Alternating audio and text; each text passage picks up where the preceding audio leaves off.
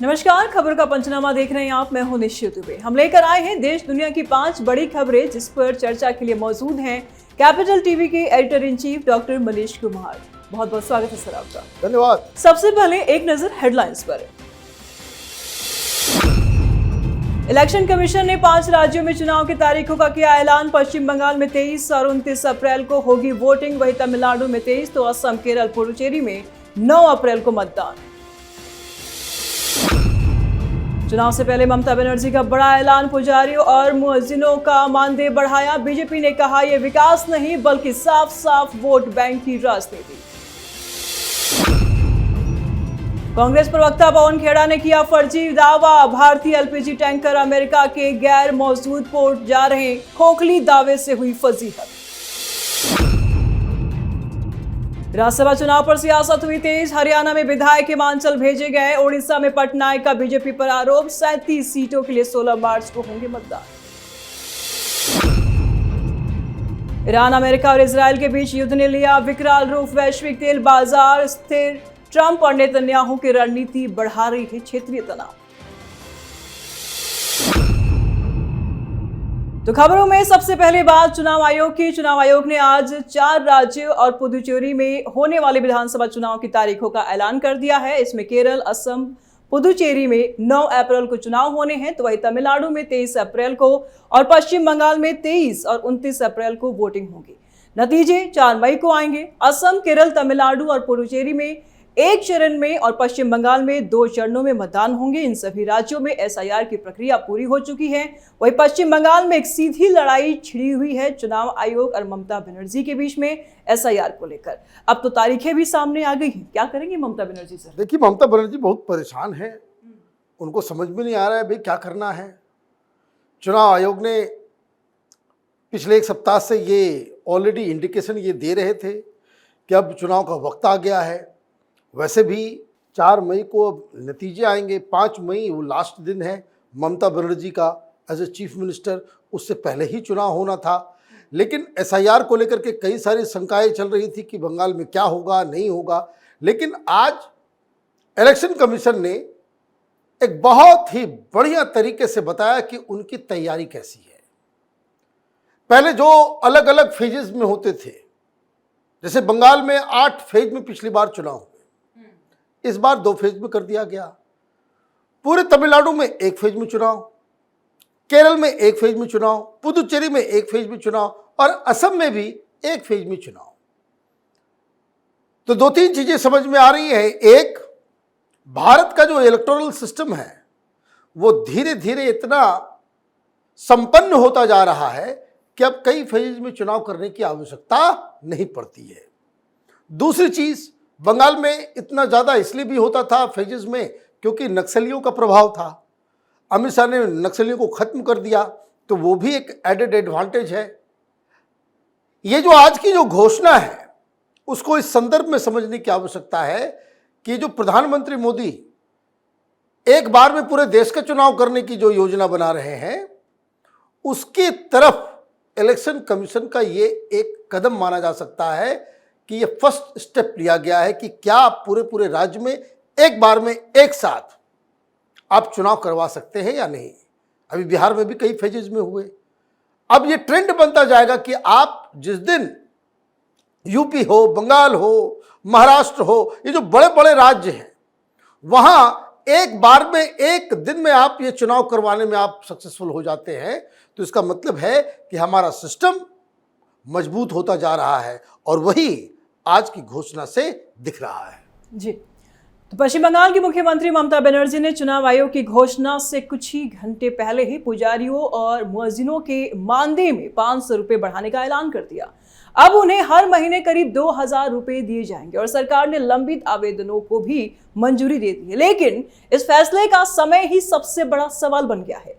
चुनाव आचार संहिता लागू होने से ठीक पहले की गई इस घोषणा को बीजेपी सीधा चुनावी स्टंट और तुष्टीकरण की राजनीति बता रही है। ठीक पहले सर ऐलान। देखिए, मुझे लगता है कि शी वाज कॉट अनअवेयर। उनको लगा था कि आज रविवार है, आज तो कम से कम इसकी घोषणा नहीं होगी। किसी को पता भी नहीं था। ठीक 4 घंटे पहले मतलब 12 बजे के आसपास ये खबर आई कि 4 घंटे के बाद चुनाव की घोषणा की जाएगी। अब आपने दनादन जो है ये धर्म के आधार पे आप दे रहे हो ना, मुसलमानों को खुश करना है, मुअज्जिनों की संख्या बहुत ज़्यादा, पुजारियों की संख्या बहुत कम, आप बराबरी करने के लिए आपने ये काम कर दिया और ये घोषणा अपने सोशल मीडिया अकाउंट से कर रही हो। अब पता नहीं संडे को कौन सा दफ्तर खुला हुआ होता है, कौन सा सरकारी काम होता है, रविवार है, ऑफिस वगैरह कौन आता है बंगाल में, वैसे ही लोग वहां पे सरकारी कामकाज किस तरीके से चलता है। तो ये जो नोटिफिकेशन नहीं आया या पता नहीं क्या है, अगर आपने ये घोषणा की सोच के ही किया होगा तो नोटिफिकेशन का कागज भी तो आना चाहिए।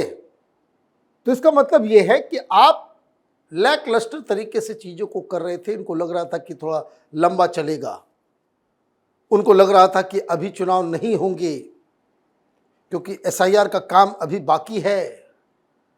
अभी आप देखिए कि किस तरीके से ये पूरा मसला फंसा हुआ है। करीब 60-70 लाख जो केसेस हैं जिनका नाम कट गया है और उनको मौका दिया जा रहा है कि आप अपने सर्टिफिकेट्स वगैरह फिर से जो आकर के चेक करवा लें, जिसके लिए सैकड़ों जुडिशियल ऑफिशियल्स सुप्रीम कोर्ट के द्वारा वहां तैनात किए गए हैं, उनका नाम काट दिया गया है। पिछली बार पश्चिम बंगाल में 7 करोड़ 80 लाख वोटर थे।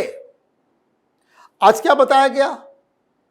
आज बताया गया कि अभी जो लिस्ट है टोटल वोटर्स की वो 6 करोड़ 40 लाख, 7 करोड़ 80 से 6 करोड़ 40 लाख घट गया है। इतने नाम कट गए हैं। ममता बनर्जी इसलिए छटपटा रही है।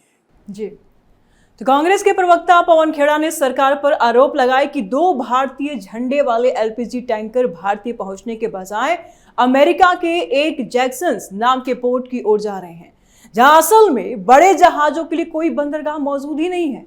असल में मरीन ट्रैफिक जैसे जहाज ट्रैकिंग प्लेटफॉर्म पर डेस्टिनेशन फील्ड में जैक्संस यूएस दिखा, लेकिन वहां अमेरिका में ऐसा कोई समुद्री पोर्ट नहीं है जहां बड़े एलपीजी टैंकर ठहर सके।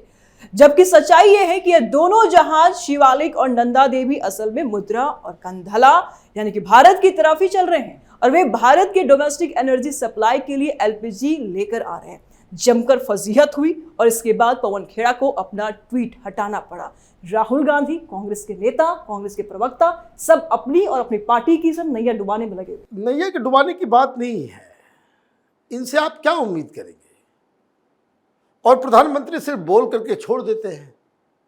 अभी प्रधानमंत्री ने कल क्या कहा था, कैबिनेट मीटिंग में क्या फैसला हुआ था कि गैस, ऑयल, इस युद्ध की वजह से जो स्कार्सिटी हो रही है उसमें उन लोगों के ऊपर नजर रखने की आवश्यकता है जो अफवाह फैला रहे हैं। तो अफवाह ही फैला रहा है, तो अफवाह फैला दिया, कोई कार्रवाई हुई क्या? यही दिक्कत है। केंद्र सरकार बड़ी बड़ी बातें करती है, लेकिन जब एक्शन लेने का समय आता है तो आप इस तरह के उद्दंड लोगों को छोड़ देते हैं। आप ये छोड़ने वाली बात नहीं है, ये डेलिब्रेट है। ये कोई मूर्ख आदमी तो नहीं है ना, अनपढ़ गवार किस्म का व्यक्ति तो पवन खेड़ा नहीं, अधिकारी रहा है। और ये आप क्राइसिस क्रिएट करवा रहे हो। ये दोनों ही शिप्स के अंदर वो एलपीजी आ रहा है, गैस की किल्लत खत्म होगी, इसलिए खबर आई कि भाई 2 जहाज आ रहा है। पूरी दुनिया में किसी का कोई जहाज नहीं निकल रहा है, हिंदुस्तान का तिरंगा फहरता हुआ स्टेट ऑफ हॉर्मुज से हिंदुस्तान आ रहा है। तो 2 तरह के प्रोपेगेंडा करने वाले लोग पैदा हो गए। एक लेफ्ट लिबरल कबाल, ये मौलाना गैंग टाइप के लोग, इस सेकुलर राजनीति करने वाले, वो कहने देखो ईरान को जो है धन्यवाद देना चाहिए, ईरान ने भारतीय जो इसको, अरे भाई भारतीय,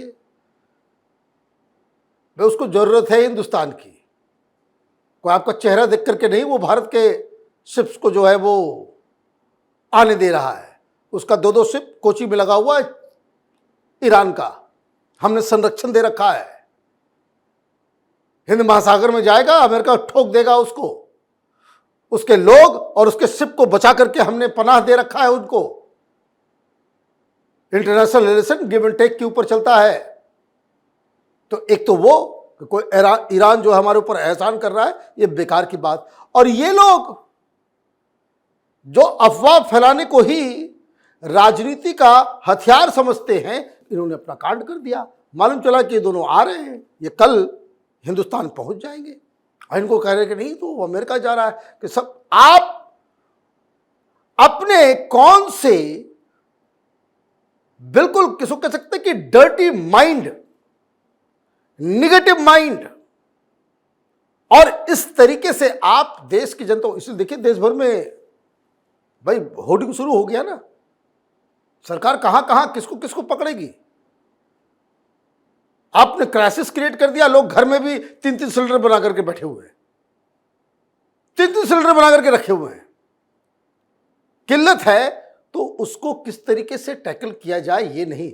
यही कांग्रेस पार्टी की आदत हो गई है कि आप सही किस्म की राजनीति आपने छोड़ दी है, और ये इस तरह के लोगों के द्वारा, पवन खेड़ा और इस तरह का जो पूरा जो सोशल मीडिया चलाने वाले जो गैंग है, ये गंदी और उसको कह सकते कुलसित मानसिकता के साथ तो ये अफवाह तो फैलाया, फिर बाद में डिलीट भी कर लिया, लेकिन इस तरह के लोगों के ऊपर कार्रवाई होने की भी जरूरत है। राज्यसभा चुनाव के माहौल ने देश में सियासत गरमा दी है। बीजेपी और विपक्षी दलों के बीच सत्ता की जंग अब खुलेआम दिख रही है।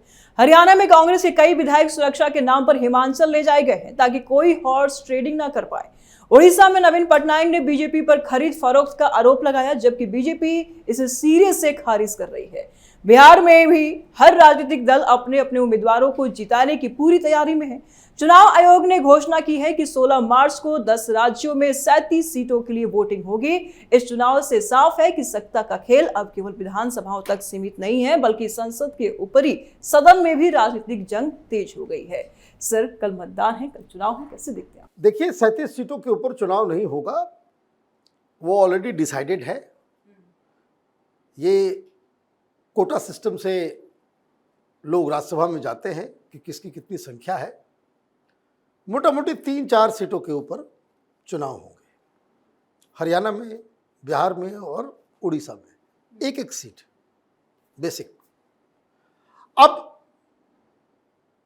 कांग्रेस के विधायक ना हुए, वो कोई भेड़ बकरी हो गए।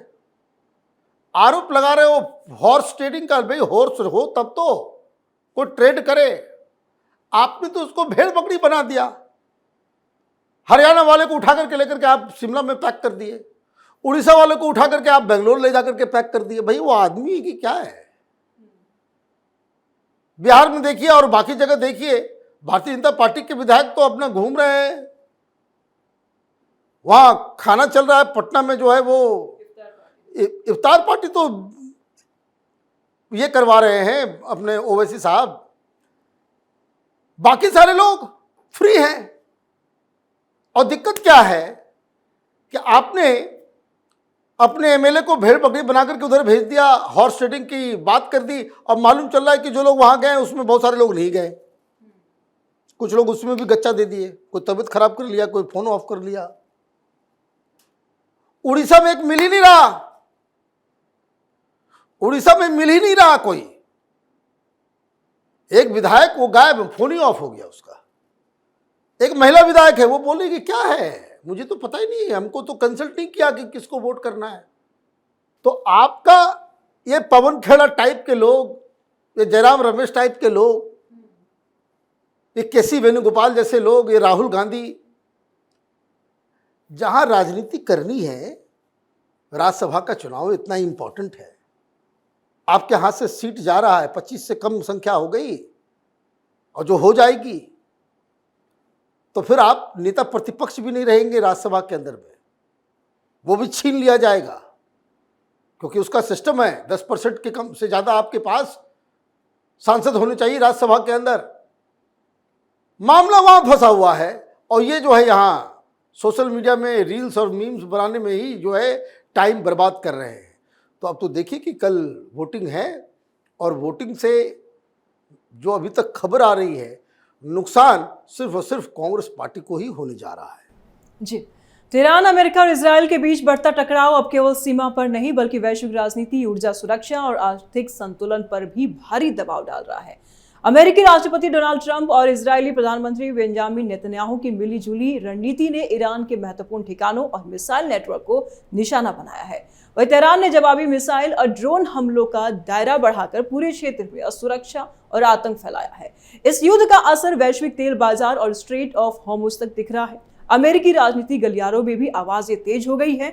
कुछ सांसद ट्रंप पर नियंत्रण खोने का आरोप लगा रहे हैं।